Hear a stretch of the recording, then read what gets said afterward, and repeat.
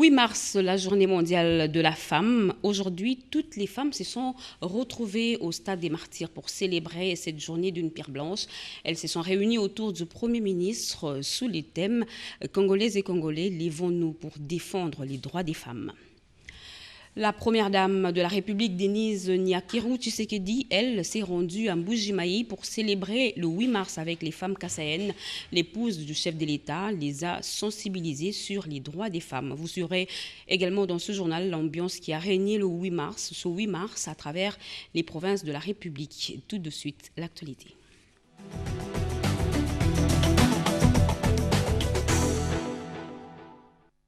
Mesdames et messieurs, bonsoir et très heureuse de vous retrouver à travers cette grande édition d'information sur la chaîne nationale. Le 8 mars, vous le savez, c'est aujourd'hui. Cette date a coïncidé avec l'inauguration par le président de la République d'un centre de radiothérapie au centre Nganda. Une bonne nouvelle pour les patients souffrant du cancer, particulièrement les femmes souffrant du cancer du sein et du col de l'utérus. Félix-Antoine Tshisekedi Tshilombo a procédé à la coupure du ruban symbolique. Willia Tunakova. C'est une première dans l'histoire de la République démocratique du Congo. Kinshasa, la capitale, vient de se doter d'un centre radiothérapie dénommé Suzanne Estan. Ce nouveau centre équipé du matériel médical ultramoderne permettant de traiter les cancers par irradiation ou rayonnement, initiative privée d'un compatriote congolais, Dr Soulou Maseb Amwang, a ouvert ses portes au public ce dimanche 8 mars 2020, Journée internationale de la femme qui est la première victime justement du cancer des seins et de l'utérus. C'était au cours d'une cérémonie d'inauguration officielle présidée par le chef de l'État Félix-Antoine Tshisekedi Tshilombo au centre hospitalier Nganda situé dans la commune de Kintambo à Kinshasa. Le président de la République a été salué à son arrivée par un comité restreint d'accueil avant d'être installé à la tribune d'honneur. Aussitôt après commence une cérémonie inaugurale qui aura connu 3 temps forts. D'abord, les allocutions de circonstances prononcées tour à tour par le gouverneur de Kinshasa, Gentilin Ngobila, le président de la Ligue nationale de lutte contre les cancers, l'INAC, professeur Leboise, le responsable de la délégation du réseau Canfri, Brazzaville, professeur Jean-Bernard Nkwambon, le médecin directeur et fondateur du centre hospitalier Nganda, Dr Soulou Maseb, et par le ministre de la Santé publique, Dr Eteni Longondo. Tous ces intervenants ont salué la réalisation de ces projets de haute portée sociale et la détermination du président de la République, Félix-Antoine Tshisekedi Tshilombo, dans l'amélioration du social des Congolais dans son volet santé, grâce notamment au plan de la couverture santé universelle et à l'appui de certains partenaires. Pour donner la chance à chaque Congolais d'accéder aux services et soins de santé de qualité sans se ruiner financièrement. Le ministère de la Santé, dont j'ai la charge, ne ménage aucun effort pour matérialiser la vision du chef de l'État dans le cadre des initiatives visant à accélérer le progrès vers la couverture santé universelle. C'est pourquoi, dans le cadre de la lutte contre les maladies cancéreuses, nous avons signé un protocole d'accord avec l'université de Delberg d'Allemagne pour la construction d'un centre régional de traitement de cancer en RDC. Au ministère de la Santé, sous mon impulsion, nous comptons signer un autre protocole d'accord avec la Fondation Roche pour la prise en charge holistique à coût réduit des cancers dans un futur très proche. Nous osons croire que le centre de radiothérapie de Kinshasa soulagera le mot de notre peuple. Ensuite est intervenue l'inauguration proprement dite par la coupure du ruban symbolique, suivie du dévoilement de la plaquette. Enfin, autre temps fort, la visite guidée du chef de l'État dans différents locaux, notamment la salle des scanners et des simulations, la salle d'accélérateur équipée d'un pupitre de commande, la salle de traitement et celle de planification où le président de la République a suivi attentivement les explications techniques, question certainement d'éclairer sa religion. À noter que cette machine ultramoderne de radiothérapie de haute précision a une capacité de traitement de plus de 100 patients par jour, à en croire Dr Frank Mukeng, médecin au département oncologie radiothérapie. La réalisation de ces projets sociaux à impact réel et visible est un exemple à suivre par d'autres compatriotes congolais et pourquoi pas certains partenaires au développement en République démocratique du Congo.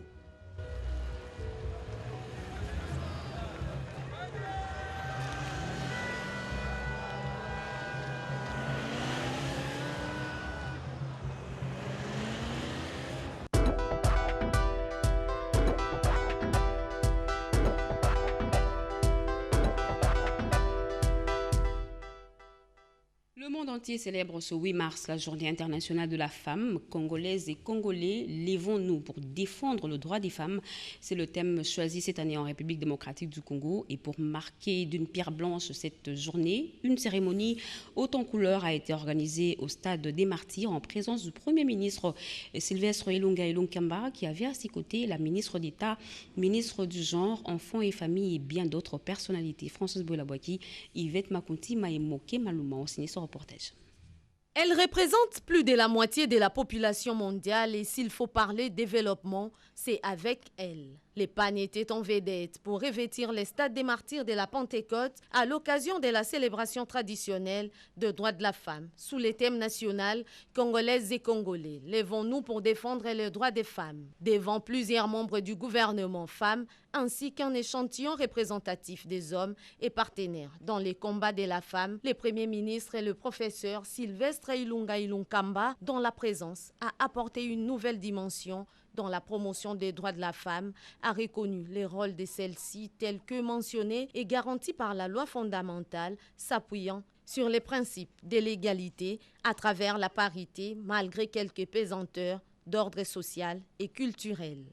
Mon gouvernement a innové en matière de représentation de la femme à des vrais postes de responsabilité au sein du gouvernement.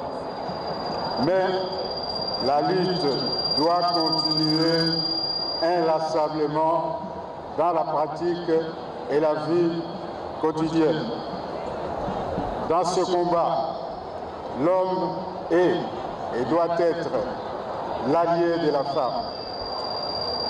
Dans ce combat, mon gouvernement est l'allié indéfectible de la femme. La patronne du genre, Béatrice Lomé-Atilité, s'est apaisantie sur la symbolique de cette journée qui trouve sa sève dans la volonté commune de lutter contre les inégalités. J'en appelle à tous les Congolais et Congolais de saisir cette occasion de la célébration pour continuer à évaluer à l'aune du cadre conceptuel de Beijing et approfondir à tous les niveaux de la vie nationale la question de l'égalité et de l'équité entre les sexes, considérée à juste titre comme clé du développement de la société, avec l'implication de toutes les parties prenantes. Une journée agrémentée par plusieurs groupes musicaux et a vu la participation de toutes les couches sociales et dans les lots, l'on a compté les femmes des entreprises, tant publiques que privées. Les femmes en séjour du 8 mars ne pouvaient pas garder leur langue en poche. Les mamans ont réagi au micro de nos reporters sur les thèmes de la journée, mais aussi sur l'importance de leur autonomisation qui va sans nul doute chasser la pauvreté hors de nos foyers. Regardez. Nous célébrons une avancée majeure. Nous appelons les femmes à continuer à se battre parce que ce n'est pas un cadeau, mais en même temps, nous appelons les hommes à soutenir les femmes pour que nous puissions arriver à l'équilibre et pour que les femmes également participent au développement de notre pays. Les droits des femmes, ce sont les droits humains. Ce sont les droits pour promouvoir toute la société.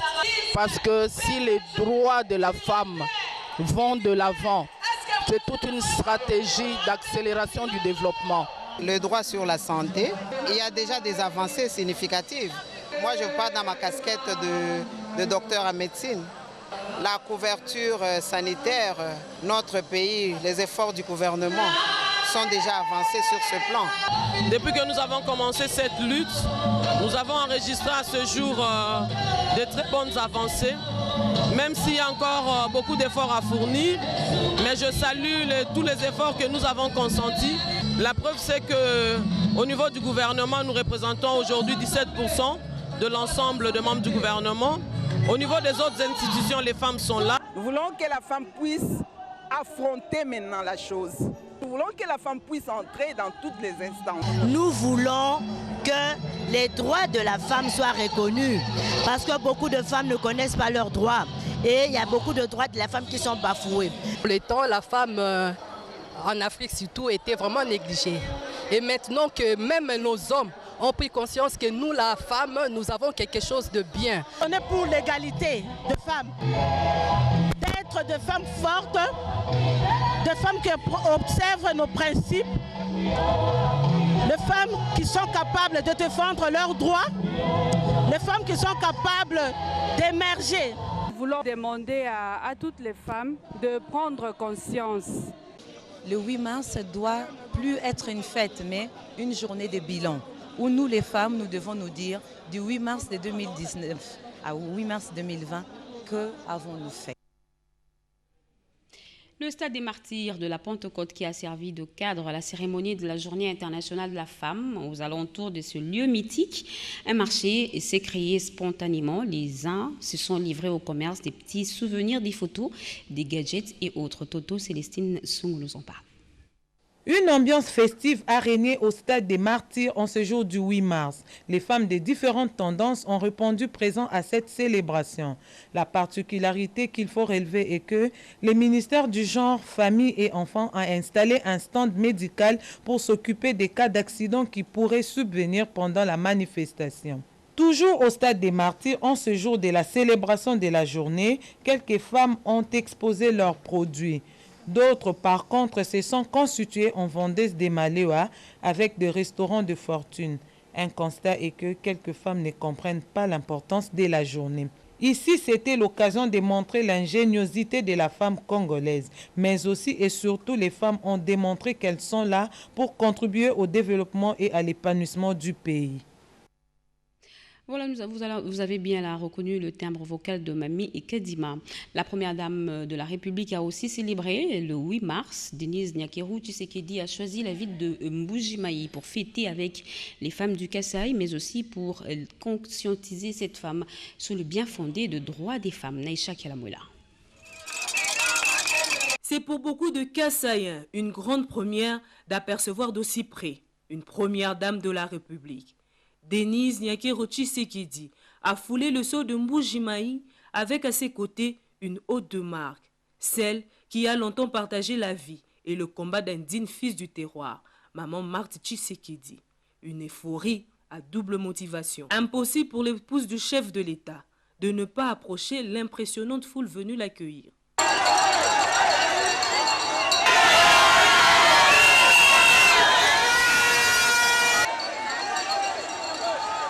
Après ce moment de communion, Denise Nyakeru Tshisekedi et sa suite parcourent 45 km de route avant d'atteindre le territoire de Kebeyaka-Mwanga.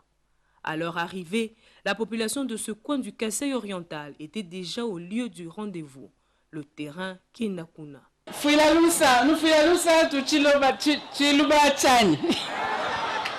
Bon, Nalobi d'abord, merci pour l'accueil, Boyambi Bisso très bien. Nakumisi nzambe lelo na tiena makolo na mboka oyo eboti papa na biso, leader na biso, modèle na biso, bokilo na ngai papa Etienne Tshisekedi wa Mulumba. D'heureuse mémoire. Comprenez mon émotion.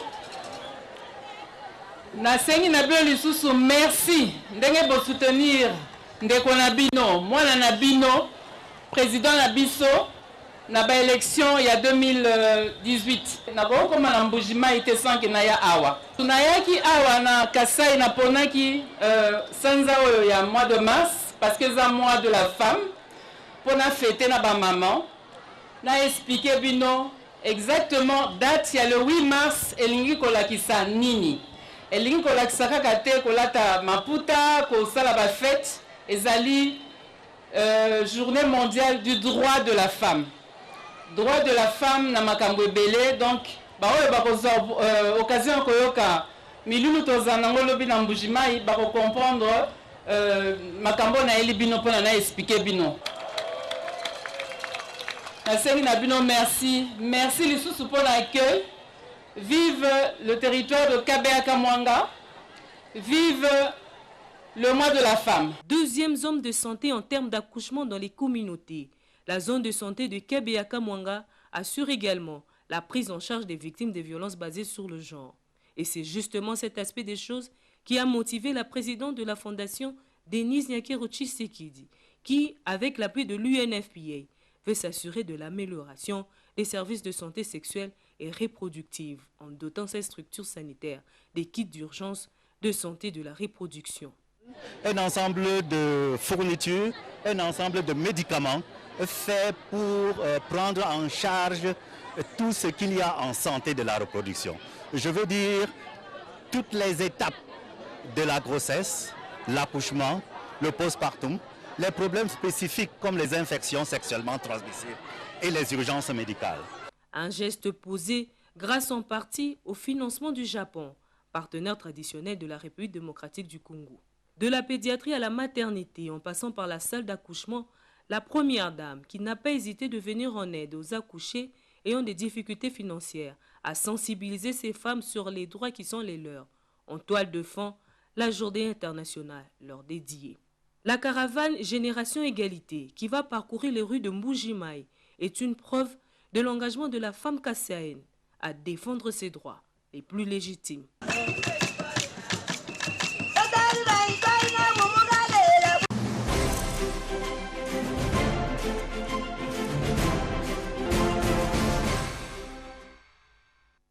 Il s'observe depuis un moment un phénomène nouveau dans nos marchés. Les commerçants venant de l'intérieur du pays ne vendent pas leurs marchandises eux-mêmes aux détaillants ou à d'autres clients. Il existe des personnes intermédiaires communément appelées mamans en manœuvre. Angèle Mabiel-Alandou les a suivies et elle nous relate ici les faits. Regardez.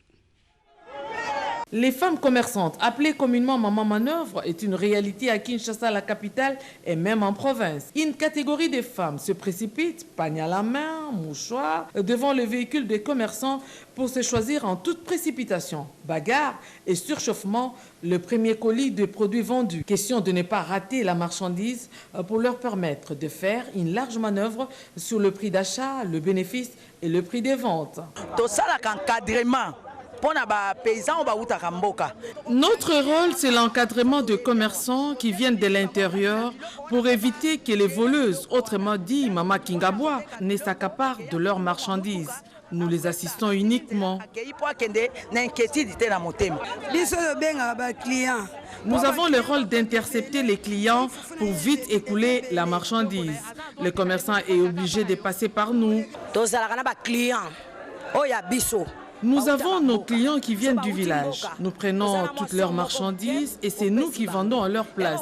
Ils fixent leur prix et nous le nôtre. Quand ils repartent, nous leur offrons les sacs vides, ce qui les oblige de nous donner la marchandise au retour. C'est la loi du donner et du recevoir.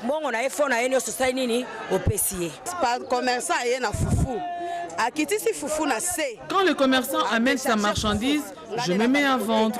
À la fin de la journée, je rends compte et il me donne ma part. C'est ça mon travail et je ne vis que de ça. D'aucuns disent que ce commerce triangulaire alimente la surenchère sur le marché.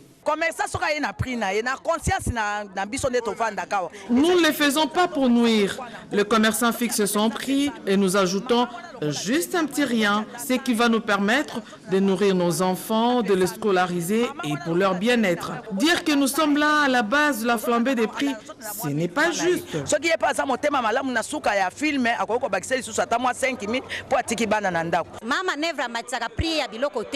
Maman Manœuvre n'est pas là pour augmenter les prix. S'il n'y a qu'un véhicule au parking, le prix augmente d'office. Mais s'il y a beaucoup de véhicules, le prix est stable.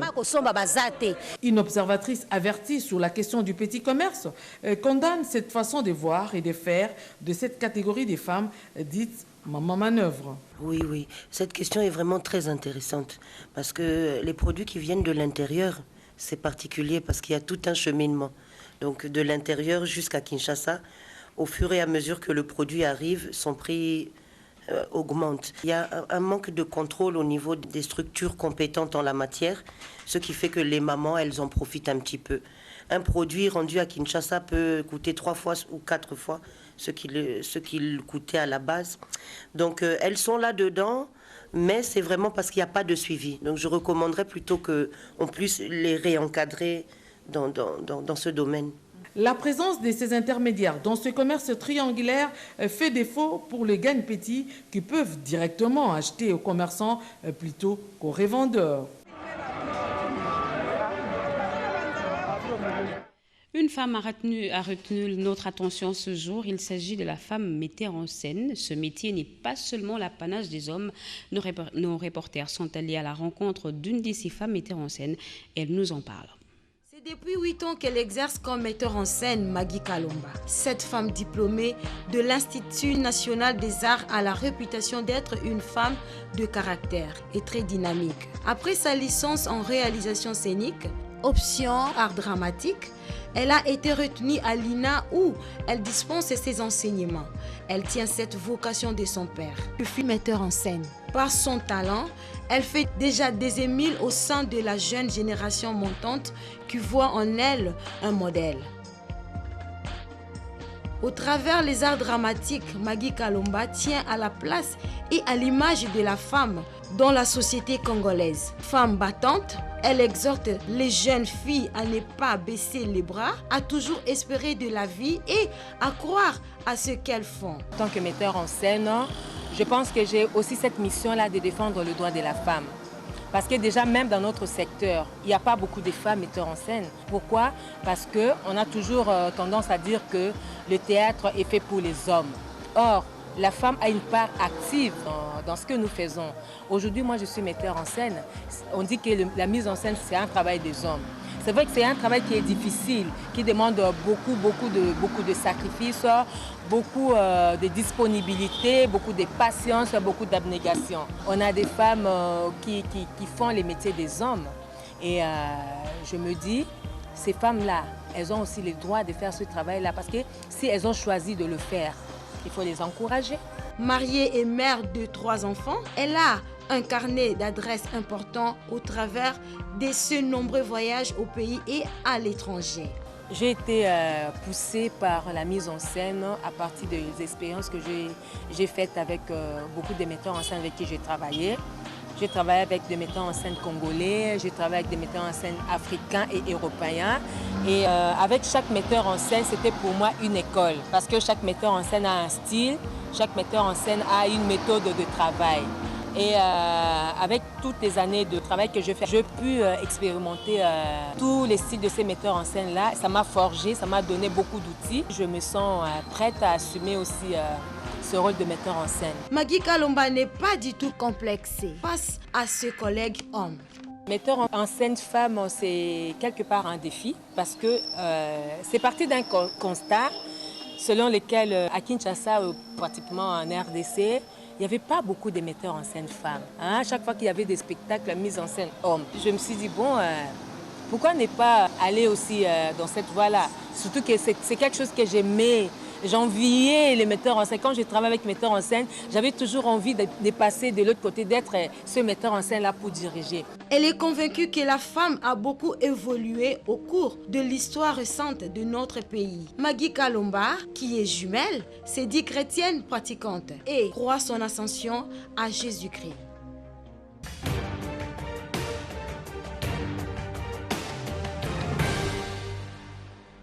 Le chef de l'État était à Washington en début de cette semaine. Il a pris part à la conférence de l'AIPAC. Comme chaque vendredi, le président de la République a dirigé la réunion du Conseil des ministres, la 24e session, la synthèse des activités du chef de l'État dans la semaine du président.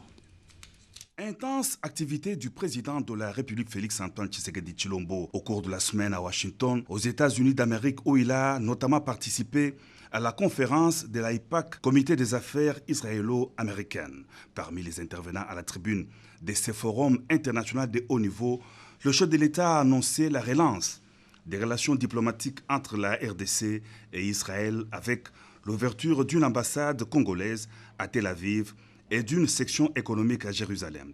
C'est dans cette optique que le président de la République a indiqué qu'il va procéder dans les prochains jours à la nomination d'un ambassadeur extraordinaire et plénipotentiaire de la RDC dans la capitale d'Israël, ce qui marquera un tournant décisif dans les relations entre Kinshasa et Tel Aviv. Aussitôt rentré au pays, tradition oblige, le chef de l'État a présidé comme tous les vendredis de la semaine la 24e réunion ordinaire du Conseil des ministres à la Cité de l'Union africaine. Dans sa communication, le chef de l'État a mis l'accent sur la lutte contre la propagation de l'épidémie de coronavirus. Il a aussi évoqué son récent voyage aux États-Unis d'Amérique, la situation de l'épidémie à virus Ebola qui n'enregistre plus un seul cas de malade sur l'ensemble du territoire national, l'enquête sur les décès du général Kaimbi, les observations sur l'initiative de la visite du vice-ministre de la Justice à Makala et la journée internationale de la femme célébrée le 8 mars de l'année. La semaine qui s'achève était riche en événements, le lancement des activités liées au mois de la femme, la campagne sur les assignations budgétaires lancée par le Premier ministre, la réhabilitation de la nationale numéro 2 et bien d'autres sujets. C'est dans ce résumé en 5 minutes.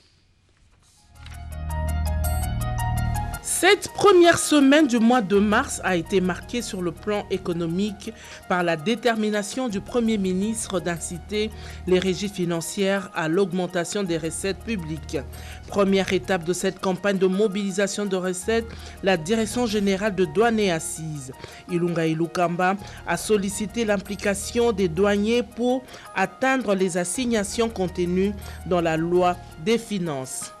Kinshasa a abrité le premier séminaire technique et de transfert de compétences du Blessac et la présidence de cette structure du secteur de la prévoyance sociale est assurée par la République démocratique du Congo pour un mandat de 3 ans.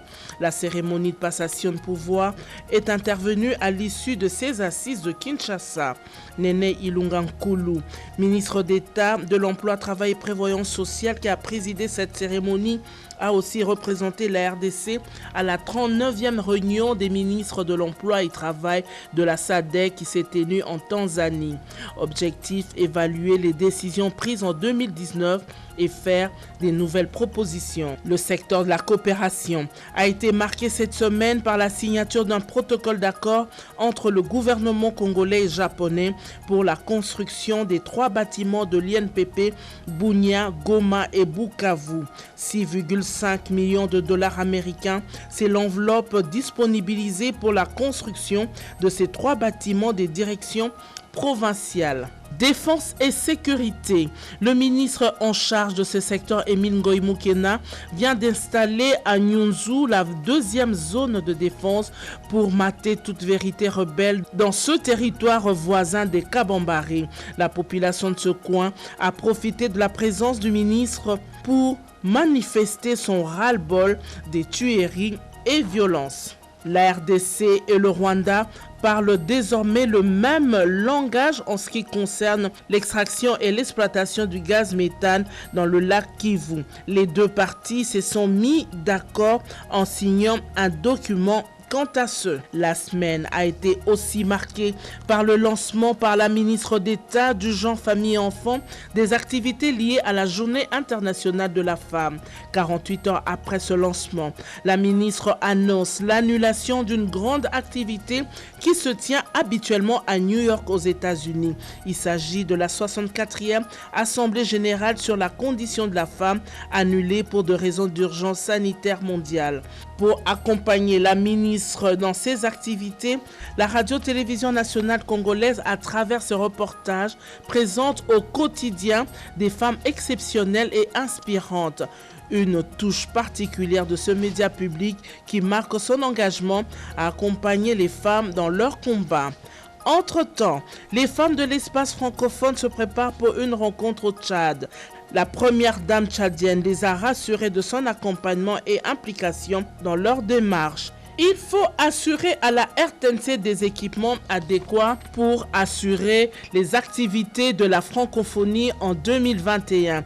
Ernest Ilunga Kabila, directeur général de la RTNC, qui a posé le problème au Premier ministre, a aussi sollicité son soutien quant à la question de la redevance. Volet infrastructure, la route nationale numéro 1 Kinshasa qui quitte, de plus en plus menacée par des têtes d'érosion au niveau de Maluku. Situation inquiétante qui nécessite des travaux de réhabilitation et pour trouver des solutions. Au mot qui ronge le secteur des infrastructures, l'ordre des ingénieurs civils est mis en place. Il a été présenté au ministre des Infrastructures Travaux Publics Willy Ngopos après leur prestation de serment.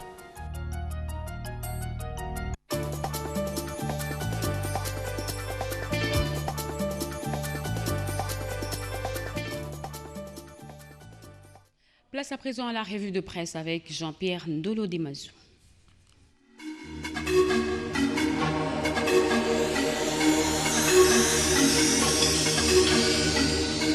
L'actualité a été dominée le lundi par la mort du général-major Delphin Kayimbi.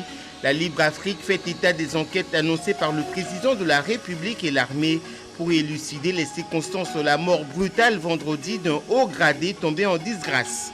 Actualité.cd pour sa part rapporte les propos du général Léon Richard Kassonga, porte-parole des FRDC. Pour ce haut galonné de l'armée congolaise, tous les moyens ont été mis en place de manière à scruter et à aboutir à la vérité.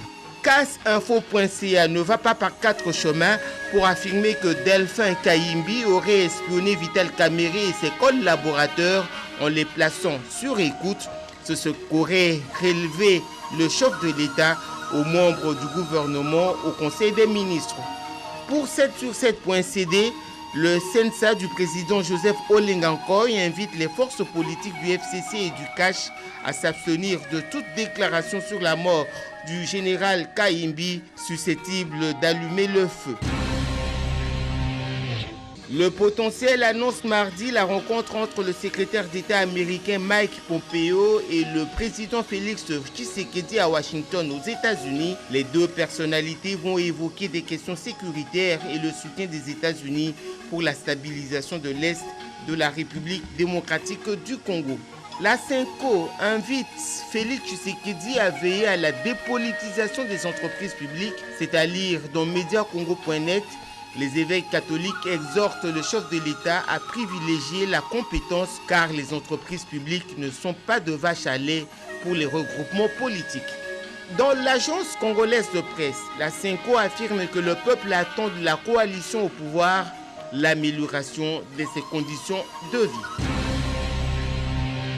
Politico.cd confirme mercredi le tête-à-tête Félix Tshisekedi et Mike Pompeo.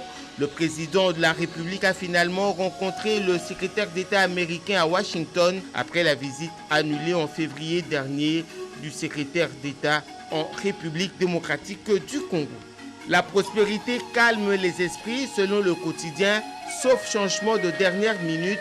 Les nominations des mandataires publics seront connues d'ici le 15 mars 2020. Ça sera avant l'ouverture de la nouvelle session ordinaire du Parlement.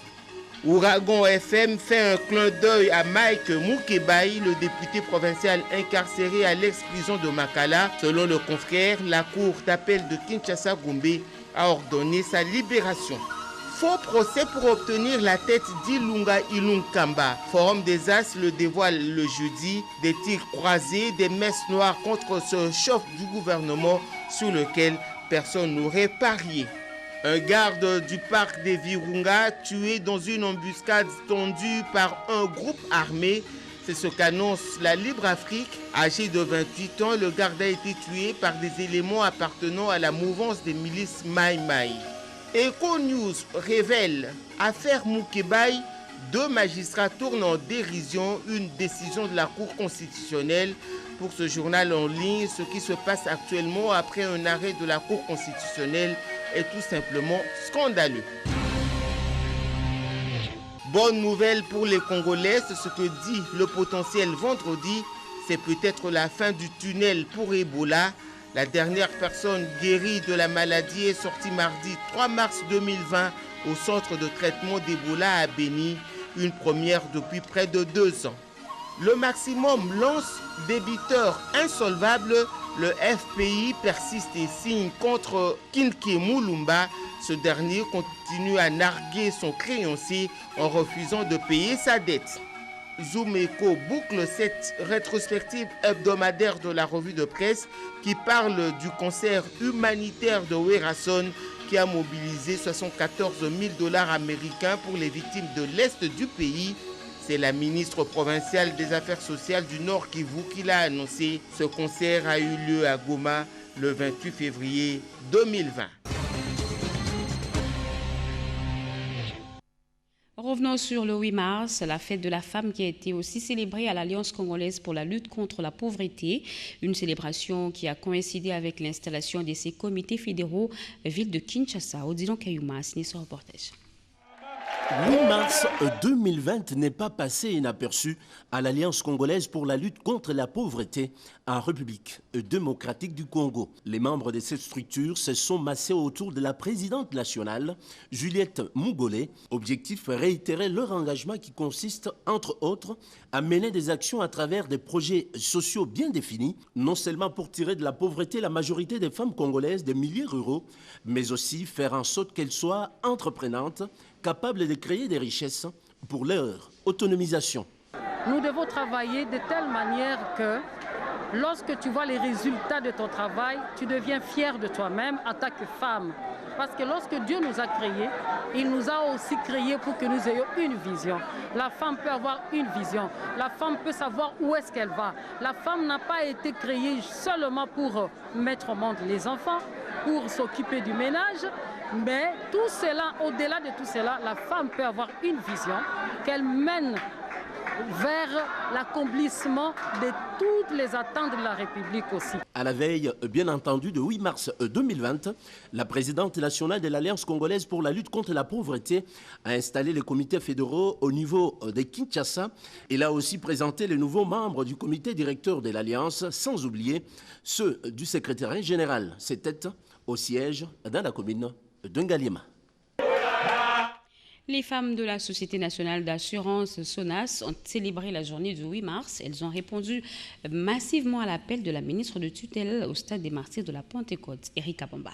Toujours présente à toutes les questions qui touchent à l'autonomisation de la femme, ces femmes de la SONAS ont été encore une fois de plus remarquables lors de la cérémonie officielle de la célébration de la Journée internationale des droits de la femme présidée par le Premier ministre Sylvestre Ilunga Ilunkamba. Aux côtés des autres femmes, ces personnels féminins de la SONAS que dirige Lucien Boniemé a été longuement sensibilisé autour du thème retenu cette année, Congolaises et Congolais, levons-nous pour défendre le droit de la femme, par la ministre du genre Béatrice Loméa à Tilité. Une présence massive qui témoigne le ferme engagement de ces femmes de contribuer au combat des inégalités liées au genre.